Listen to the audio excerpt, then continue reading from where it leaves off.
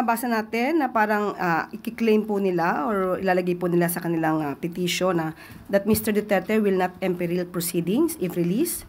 Mr. Duterte will not continue to commit crimes. So in one way or another, the council admitted that the former president, had committed such crimes. Just a question. Because they will include that in their motion or petition that Mr. Duterte will not continue to commit crimes. So may pag-amin ba rito?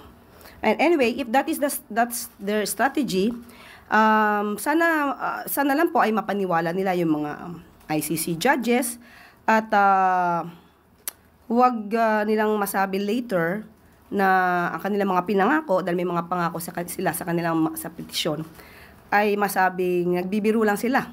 Katulad na nangyari sa pangako sa jet ski.